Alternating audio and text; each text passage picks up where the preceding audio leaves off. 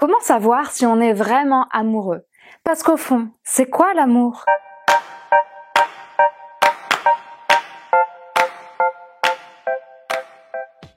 Aujourd'hui, on parle de l'amour, de ce sentiment qui nous rend toutes et tous fous et folles. On se pose plein de questions. Qu'est-ce que ça veut dire aimer? On peut dire j'aime le chocolat, j'aime faire du sport, j'aime ma grand-mère, j'aime mon petit chat, j'aime plein de choses, j'aime mon copain, j'aime mon partenaire. Aimer, ça peut vouloir dire plein de choses. Mais comment est-ce qu'on peut utiliser le même mot pour parler de chocolat et de son copain? Ça n'a aucun sens. Parfois, on s'y sent un peu perdu. Je sais pas si vous avez déjà eu ce sentiment-là. En tout cas, moi, je sais que ça m'est arrivé. Et je pense que ça arrive à peu près à tout le monde. De se dire, mais qu'est-ce que je ressens vraiment pour cette personne? En même temps, je sens plein de choses. Et puis en même temps, je me dis d'autres choses dans ma tête. Rien ne va ensemble, c'est compliqué. On s'y perd un petit peu. Déjà, il faut commencer par les bases. On ne peut pas être amoureux de quelqu'un qu'on ne connaît pas. Ça, c'est un fantasme. On est amoureux de l'image qu'on a de la personne, pas de la personne elle-même en vrai. Ou on est peut-être amoureux de ce qu'elle nous fait ressentir, mais pas de la personne elle-même. Le fantasme, c'est pas de l'amour. On peut pas être amoureux d'une paire de seins, d'un décolleté, de belles épaules, d'une star de cinéma. C'est pas de l'amour, ça c'est du fantasme, qui est aussi tout à fait valide, pourquoi pas, hein.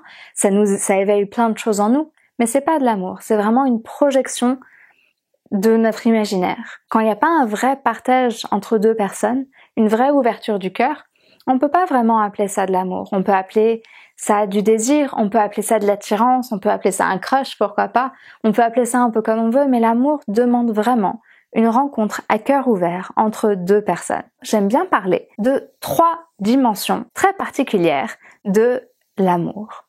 Il y a l'amour émotion. Une émotion, que ce soit l'émotion d'amour, l'émotion de joie, l'émotion de tristesse, toute émotion dure 90 secondes. Paf, c'est un petit éclair. Ça va vraiment être une décharge neurochimique dans notre cerveau qui va tout chambouler et nous faire ressentir plein de choses.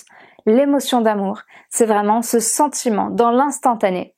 Quelqu'un nous regarde et on sent je sens plein de choses en moi, tous les papillons dans le ventre, où on voit la personne, où on pense à elle, où elle nous touche, et d'un coup on se sent transporté. Il y a l'amour sentiment, le sentiment d'amour. C'est quelque chose de plus profond qui se tisse entre deux personnes. Le sentiment d'amour prend du temps à être construit et il se nourrit d'émotions d'amour. C'est-à-dire que je peux avoir des émotions d'amour très fortes pour quelqu'un que je viens de rencontrer. C'est un peu ça qu'on vit dans le coup de foudre par exemple. Ça va être quelque chose de très fort. Mais il n'y a pas forcément de lien plus profond qui nous unit parce qu'on ne connaît pas bien la personne. Donc on peut ressentir des émotions d'amour assez rapidement à n'importe quel moment. Et ça va pas forcément durer toute une vie. Un sentiment d'amour, c'est vraiment un lien qui nous lie à une personne, qui est quelque chose de plus profond.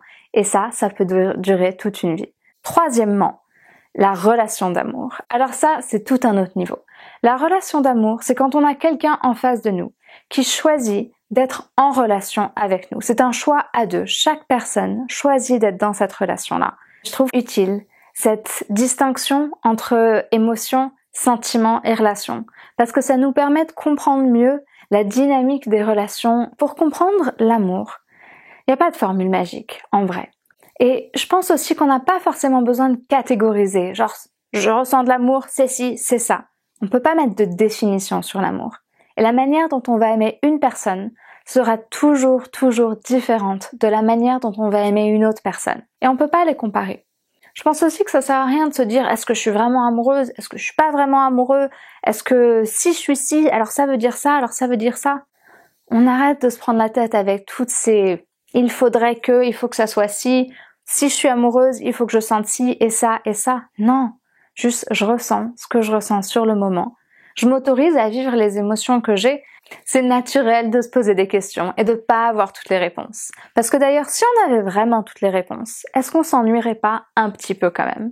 Est-ce que ce qui est pas excitant dans l'amour aussi, c'est de découvrir toutes ces nouvelles émotions et de découvrir l'autre? Si cette personne vous fait du bien au cœur, si vous vous sentez plus lumineux ou lumineuse avec elle, plus joyeuse, alors pourquoi s'embêter à se poser 15 000 questions? On n'a qu'à vivre le moment présent et voir ce qui nous amène. J'espère que cette vidéo vous a plu.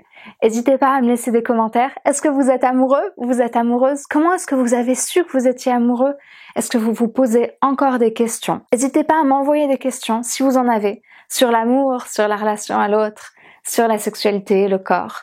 Dans ces vidéos, je réponds à toutes vos questions sur ces sujets. Le lien est dans la description.